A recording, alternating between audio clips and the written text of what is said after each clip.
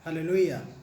मेरे प्रिय, एक और बार फिर से मुझे सुनने वाले हर एक को जल्द आने वाले यीशु मसीह के नाम में आप सभी को प्रेम भरा सलाम। मैं आशा करता हूँ आप सभी दिन प्रतिदिन लगातार यीशु मसीह में बढ़ते जा रहे हैं। तो आइए मेरे प्रियो, हम वचन की ओर आगे बढ़ने से पहले अपने अपनी आँखों को बंद करें और यीशु मसीह से हम प्रार्थना करें। आइए हम अपनी आँखों को बंद करें। प्यारे प्रभु, धन्यवाद परमेश्वर इस सुंदर समय के लिए। यीशु राजा, तू ही महान सर्वशक्तिमान परमेश्वर, तेरे जैसा और कोई भी नहीं।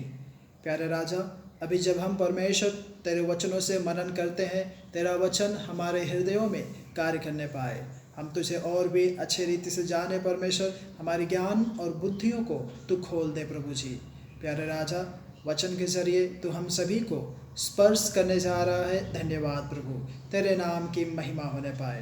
प्यारे राजा, आगे के समय को प्रभु जी तेरे पवित्र और सामर्थी हाथ में सौंपते हुए यह प्रार्थना यीशु के नाम से मांगता हूँ, आमेन आमेन। मेरे प्रियो, आज का जो मेरा संदेश है वह इस प्रकार से है कि परमेश्वर हमसे क्या चाहता है। दूसरे शब्दों में, परमेश्वर की इच्छा हमारे से क्या है। तो मेरे साथ हम आप सभी निकालिए मीका की पुस्तक अध्याय 6 आयत 6 से लेकर 8। मीका की पुस्तक अध्याय 6 आयत 6 से लेकर 8 तक हम देखेंगे कि परमेश्वर मनुष्य से क्या इच्छा रखते हैं। तो हम पढ़ेंगे, ऐसा लिखा है, मैं क्या लेकर यहोवा के सम्मुख आऊं और ऊपर रहने वाले परमेश्वर के सामने झुकूं। क्या मैं होम बलि के लिए एक वर्ष के बछड़े लेकर उसके सम्मुख आऊं? क्या यहोवा हजारों मेढ़ों से या तेल की लाखों नदियों से प्रसन्न होगा? क्या मैं अपने अपराध के प्रायश्चित में अपने पहिलौठे को या अपने पाप के बदले में अपने जन्माए हुए किसी को दूं? हे मनुष्य, वह तुझे बता चुका है कि अच्छा क्या है, और यहोवा तुझसे इसे छोड़ और क्या चाहता है कि तू न्याय से काम करे और कृपा से प्रीति रखे और अपने परमेश्वर के सामने नम्रता से चले। आमेन। मेरे प्रियो, हम देखते हैं कि इज़राइल जो है परमेश्वर को खुश करने के लिए विभिन्न प्रकार के बलिदानों को परमेश्वर के सम्मुख चढ़ाने का वे अनुरोध करते हैं, वे कोशिश करते हैं परमेश्वर को खुश करने का। लेकिन इन सभी कोशिशों के बावजूद परमेश्वर की प्रतिक्रिया उनके प्रति भिन्न होती है। परमेश्वर उनसे खुश, उनसे प्रसन्न नहीं रहते हैं। और यदि आप पुराना नियम अच्छे रीति से पढ़ेंगे, जब कभी भी इज़राइलियों ने परमेश्वर के विरोध में कुछ कार्य किया, परमेश्वर ने उन्हें कुछ समय के लिए अकेला छोड़ दिया।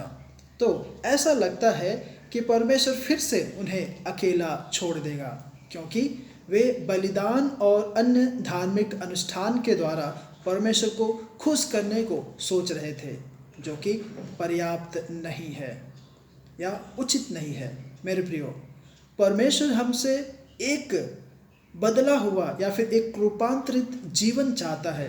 परमेश्वर चाहता है कि उसके लोग निर्दोष, न्यायप्रिय और दयालु हो। एक और बार फिर से, परमेश्वर चाहते हैं कि परमेश्वर के लोग निष्पक्ष हो, न्यायप्रिय हो और दयालु हो। परमेश्वर चाहता है कि हम एक जीवित, चलता फिरता बलिदान बने। मेरे प्रियो, यदि आप रोमियो की पत्री 12 अध्याय आयत 1 और 2 पढ़ेंगे तो स्पष्ट रूप से ऐसा लिखा है, इसलिए हे भाइयों, मैं तुमसे परमेश्वर की दया स्मरण दिलाकर विनती करता हूँ कि अपने शरीरों को जीवित और पवित्र और परमेश्वर को भावता हुआ बलिदान करके चढ़ाओ। यही तुम्हारी आत्मिक सेवा है।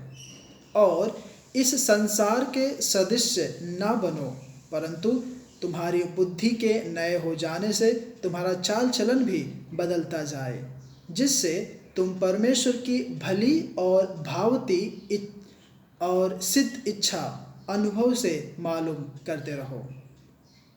मेरे प्रियो, हम न केवल धार्मिक कार्य करें बल्कि सही तरीके से जीवन भी जिए। यदि आप यिर्मयाह की पुस्तक अध्याय 4 और आयत 4 पढ़ेंगे तो वहाँ पे स्पष्ट रूप से लिखा है, यहोवा के लिए खतना करो। हाँ, अपने मन या फिर अपने हृदय का खतना करो। मेरे प्रिय, परमेश्वर चाहते हैं कि मनुष्य अपने हृदय को फिराकर परमेश्वर के सम्मुख आए, अपने पापों से फिरकर परमेश्वर के सम्मुख आए, परमेश्वर के लिए बलिदान चढ़ाएं। यदि आप इन सारी बातों को अपने हृदय में रख के परमेश्वर के पास आते हैं, तब मेरे प्रियो, परमेश्वर आपके किसी भी बलिदान को स्वीकार नहीं करेंगे। परमेश्वर आपके किसी भी भेंट को स्वीकार नहीं करेंगे। हाँ, यदि आप इन सारी बातों को भूल कर परमेश्वर के सम्मुख निष्कलंक रूप से आते हैं, तब परमेश्वर अवश्य आपकी भेंट को ग्रहण करेंगे। मेरे प्रियो, यदि आप इब्रानियों की पुस्तक अध्याय 9 आयत 14 को पढ़ेंगे तो इस प्रकार से लिखा है, तो मसीह का लहू जिसने अपने आप को सनातन आत्मा के द्वारा परमेश्वर के सामने निर्दोष चढ़ाया, तुम्हारे विवेक को मरे हुए कामों से क्यों न शुद्ध करेगा, ताकि तुम परमेश्वर की जीवित परमेश्वर की सेवा करो। मेरे प्रियो, हमारे दिलों को प्रेम से भरने के लिए परमेश्वर को लगातार खोजना, टटोलना जरूरी है। कहने का मतलब यह है कि यदि आप परमेश्वर को खोजना चाहते हैं तो आप अपने हृदय को परमेश्वर के प्रेम से भरें। उसके बिना परमेश्वर को पाना असंभव है। मेरे प्रियो, हम यहाँ पे देखते हैं कि 6 के 8 में कि लोगों ने परमेश्वर को खुश करने के लिए सभी तरह के तरीके आजमाए, विभिन्न प्रकार की प्रक्रिया किए, बहुत सारी बातें की। यदि आप आयत 6 और 7 में पढ़ेंगे, वहाँ पर ऐसा है कि मैं क्या लेकर यहोवा के सम्मुख आऊँ और ऊपर रहने वाले परमेश्वर के सामने झुकूँ? क्या मैं होम बलि के लिए 1-1 वर्ष के बछड़े लेकर उसके सम्मुख आऊँ? क्या यहोवा हजारों मेढ़ों से या तेल की लाखों नदियों से प्रसन्न होता है? क्या मैं अपने पहिलौठे अपने अपराध के प्रायश्चित में अपने पहिलौठों को या अपने पाप के बदले में अपने जन्माए हुए किसी एक को दूं? मेरे प्रियो, हम यहाँ पे देखते हैं कि इज़राइल के लोग विभिन्न प्रकार की प्रक्रिया अपना रहे हैं, लेकिन परमेश्वर ने अपनी इच्छा स्पष्ट रूप से जाहिर कर दी, प्रकट कर दी। वह चाहता है कि उसके लोग वही करें जो सही है। आगे ऐसा लिखा है, हे मनुष्य, वह तुझे बता चुका है कि अच्छा क्या है, और यहोवा तुझसे इसे छोड़ और क्या चाहता है। यानी कि ऊपर की तमाम बातें जो इज़राइल करके परमेश्वर को खुश करने को सोच रहे थे, परमेश्वर ने उन्हें पहले से बता दिया था कि ये सब मुझे नहीं चाहिए। फिर भी वे अपने हाथ के कार्यों के द्वारा, अनुष्ठान के द्वारा, कर्मों के द्वारा परमेश्वर को खुश करने को सोच रहे थे। मेरे प्रियो, परमेश्वर ने उन्हें बता दिया था कि वह क्या चाहता है, कि उसके लोग वही करें जो सही है और दया करें और उसके साथ विनम्रता पूर्वक, यानी कि परमेश्वर के संग साथ विनम्रता पूर्वक चलें।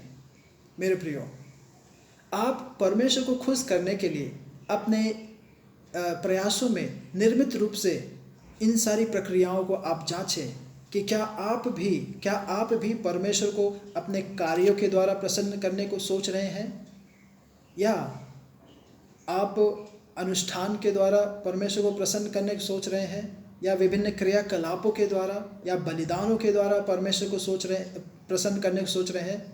क्या आप लोगों के साथ अपने व्यवहार में निष्पक्ष हैं? क्या आप उन लोगों पर दया करते हैं जो आपके साथ गलत करते हैं? क्या मेरे प्रियो, आप विनम्रता को सीख रहे हैं? क्या आप विनम्रता पूर्वक परमेश्वर के सम्मुख उसके संग साथ चल रहे हैं? अगर नहीं तो मेरे प्रियो, होने पाए कि आप परमेश्वर के संग साथ बहुत ही विनम्रता पूर्वक चले, आप कृपा से प्रीति रखें और न्याय के काम करें। कहने का मतलब यह है कि परमेश्वर यही चाहते हैं कि आप न्याय भरा कार्य करें, और दूसरा, आप कृपा से प्रेम रखें, प्रीति रखें और अपने परमेश्वर के साथ नम्रता से चलें। यदि आप ये 3 बातें करते हैं तब मेरे प्रियो आप परमेश्वर को प्रसन्न करते हैं और परमेश्वर आपके जीवन से यही चाहते हैं। तो होने पाए मेरे प्रियो हम परमेश्वर के राहों में नम्रतापूर्वक चलें। हम लोगों के ऊपर दया करें जो हमारे ऊपर हमसे गलत व्यवहार करते हैं। हम अपने आसपास के सभी लोगों के साथ निष्पक्ष व्यवहार करें। परमेश्वर आप सभी को इन वचनों से आशीषित करे, अनुग्रहित करे। आमीन।